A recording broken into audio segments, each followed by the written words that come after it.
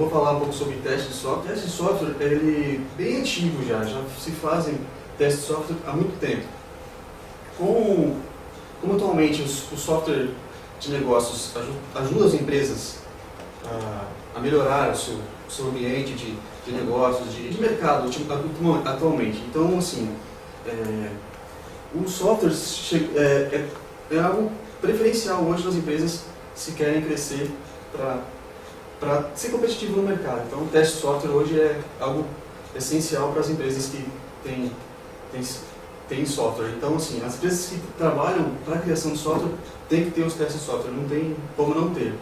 Então, nós temos aqui o que é teste de software, o objetivo dos testes, tem também a importância dos testes, os tipos de testes, o processo de testes e os erros de programa. O que é tester de software? É verificar se o software está fazendo o que deveria fazer de acordo com os requisitos. Lee Meyer, de 1969, processo de executar um programa ou um sistema com a intenção de encontrar defeitos. Isso foi em 1979, Lee Meyer deu essa explicação. Para Hudson, em 1988, qualquer atividade que a partir da avaliação de um atributo ou capacidade de um programa ou sistema seja possível determinar se ele alcança os resultados desejados. O teste de software, o que é? Muitas outras definições poderiam ser citadas aqui. Essas duas são algumas principais que atualmente o pessoal usa. Mas o que ele visa? Ele visa a execução de forma controlada com o objetivo de avaliar o seu comportamento, baseado no que foi especificado. Esse, mais ou menos, é o teste de software. Na prática, não se pode testar um software completamente sem garantir que ele tenha bugs. Os objetivos de testes.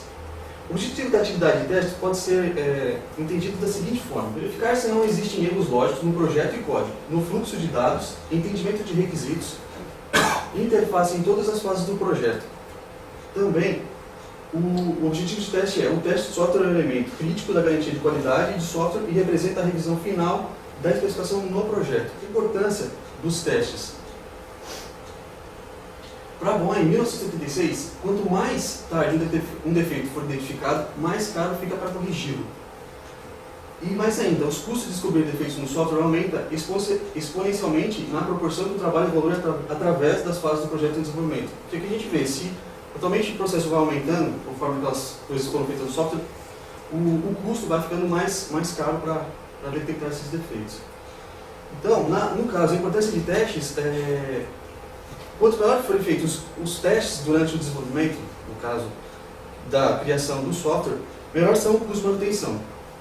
Então, as manutenções solicitadas, às vezes, pelos usuários, que são novas fontes de defeitos que são detectadas quando o projeto já está em execução, em partes, não foram detectadas na área de testes. Então, já está em produção, os usuários encontraram esses defeitos. Certos testes, tais como de carga, de ambiente de web, podem ser realizados com o auxílio de alguma ferramenta para detectar certos erros de software antes de entrar em produção. Segundo James Martin e Carmen McClure, de 1984, eu não encontrei a foto da Carmen, acho que ela não existe, só encontrei a James. Então aqui, ó. Manutenção contabiliza quase 70% dos custos totais de software. 20% do orçamento de manutenção é para corrigir defeitos. 25% é gasto para adaptar os programas a um novo hardware ou software. 6% é gasto corrigindo documentações. 4% é gasto na resolução de problemas de performance. E 42% é gasto fazendo mudanças solicitadas pelos usuários. Aqui nós temos alguns tipos de testes que muitas vezes sobrepõem, dependendo das definições ou específicas conforme o processo de execução do projeto. Então, hoje, assim, nós temos o teste de caixa branca, que é, no caso, estrutural, que ele testa avaliar as cláusulas do código, a lógica interna, configurações e outros elementos técnicos do software. O teste de caixa preta, ele é o teste funcional, que no caso é um teste que tem como objetivo verificar a funcionalidade do sistema, uma visão externa, no caso sem se basear em qualquer conhecimento do código. Outros estágios de testes ou níveis de testes nós temos os testes unitários, estágio mais baixo da escala de testes, e são aplicados nos demais componentes de códigos criados. Os testes de integração são executados em combinação de componentes para verificar se eles funcionam corretamente juntos. Agora nós temos outros tipos de testes. Nós temos os testes de regressão, testes de carga, testes back-to-back, testes de configuração, testes de usabilidade, testes de instalação, testes de segurança, testes de recuperação, testes de compatibilidade, testes de desempenho e performance, testes funcionais, testes de qualidade de código, testes de alterações, testes de recuperações de versões. Temos também testes de interoperabilidade, testes de sobrevivência, testes estéticos, testes de embutidos, testes de conferência de arquivos e os testes alfa. E no caso, o teste beta também. Tem mais um aqui que eu não cliquei, teste de verificação de sites do web, que são praticamente todos os testes hoje que quem usa acho que é praticamente impossível testar todas essas funcionalidades. O processo de teste se envolve basicamente nesse modelo aqui, que é o modelo V, que no caso ficou um pouco escuro, que é do Myers, de 1979. Temos aqui as fases do processo de software, que é a expressão de requisitos, a expressão do sistema, projeto do sistema, projeto de unidade. Aí tem a codificação de unidade, aí nós podemos ver que ele sempre tem uma certa interligando aos outros procedimentos, que é o nível de teste do software. Então nós temos teste de unidade, teste de integração, teste de sistema e teste de aceitação, que são os requisitos do usuário. Então, cada processo desse, que é o modelo em V, atualmente, que é o mais conhecido hoje na área de teste, basicamente é isso aqui. Ele vem desse processo da fase de teste e vai até os níveis do teste de software. Tem um outro processo também, que é o planejamento, preparação, os procedimentos iniciais, especificação, execução e entrega. E aqui, nós temos esse aqui mais definido. Procedimentos iniciais, elaboração de um documento onde define o objetivo do projeto de teste e um plano de trabalho, que no caso é sobre aquele último processo que eu passei. Planejamento, elaboração e revisão da estratégia de teste e do plano de teste. E preparação do ambiente de teste, incluindo equipamentos, rede, pessoal, software e ferramentas.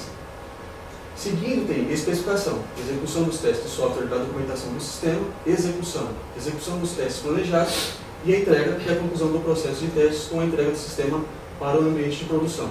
Erros de programa. A definição, no caso de erros de programa, depende de fatores humanos. A construção, às vezes, do software pode estar correta. Mas, às vezes, como depende de pessoas, o teste ou o usuário, e às vezes acha que o sistema está bom para ele, e no caso não está. Então, às vezes pode voltar o sistema, alguns processos do sistema voltando para tentar corrigi-lo e tentar adequar ao que o usuário pediu ou ao que normalmente o pessoal pediu para ser entregue. Então, nós temos aqui erro de programa. É uma diferença entre o resultado produzido e o especificado, quando as especificações existem e estão corretas. Também, um erro, para Myers, um erro está presente em um programa quando este não faz o que o usuário razoavelmente espera que ele faça. Às vezes o cara pede uma coisa, acabam fazendo outra e falar, tá aí o que você pediu. E não é o que o cara pediu, ele está fazendo outra coisa que foi solicitada. Os principais tipos de erros. Erros de interface com os usuários, aspectos que o produto envolve o usuário, naquele que o usuário está usando e vê que não está de acordo com o que ele pediu, então assim, está meio difícil de usar do que foi especificado. Erros de funcionalidade. Problemas de funcionalidade quando ele não faz alguma coisa que o usuário espera que ele faça, ou então faz de uma forma confusa. Às vezes o usuário está esperando que ele vai fazer algum processo, acaba indo para outro lado que, mas espera aí, ele fosse fazer isso, não, fez outra coisa que não tinha nada a ver com o processo que ele está atualmente fazendo. Erros de comunicação. Exemplo, de não existir aplicação de como navegar no sistema, que são os casos dos helps, que às vezes ajuda o usuário a falar, se você clicar nesse módulo vai te ajudar a fazer isso, e você fazendo isso vai acontecer isso, isso e isso. Então, os helps atualmente ele ajuda o usuário a trabalhar melhor no sistema. Ou se existe não é claro. Às vezes alguém coloca um help que o usuário lê e fala, tá, não consegui entender o que ele escreveu aqui. Então, às vezes esses erros acontecem. Erros de estrutura de comandos. Quando os comandos são confusos e forçam o usuário a trabalhar de uma forma rígida e ineficiente. Às vezes o processo acontece de fazer, poderia ser simples, de você clicar num módulo e já finalizar o que você está fazendo. Às vezes não, clica para um, vai para outro modo, até chegar na conclusão final do que ele está precisando fazer. No caso, às vezes, um processo só poderia finalizar do que 5 vezes ele ter clicado naquilo que ele está fazendo. Erros de desempenho. Não atende com rapidez necessária às solicitações dos usuários. Tudo bem que há casos assim, específicos de desempenho, porque às vezes, hoje, atualmente, com a internet, às vezes, oscilações, tudo, há softwares que você usa, que é interno, às vezes você requisita alguma coisa e ele fica processando e não, às vezes demora muito. Então, tem processos que poderiam ser minimizados nessa parte de desempenho para ajudar o usuário a levar o serviço dele, às vezes, mais rápido do que ele está esperando o desempenho do software atender ele. Tem também erros de saída. Os resultados mostrados, como às vezes gráfico, relatório, telas, etc., parecem confusos ou difíceis de ser analisados. Às vezes aparece um gráfico, um relatório na tela, ele fica meio confuso de tentar entender. Mas espera aí, deixa eu ver aqui, deixa eu tentar entender qual é o relatório. Às vezes são telas confusas que o próprio usuário não consegue entender. Erros de manuseio. O programa falha porque não trata adequadamente um erro identificado.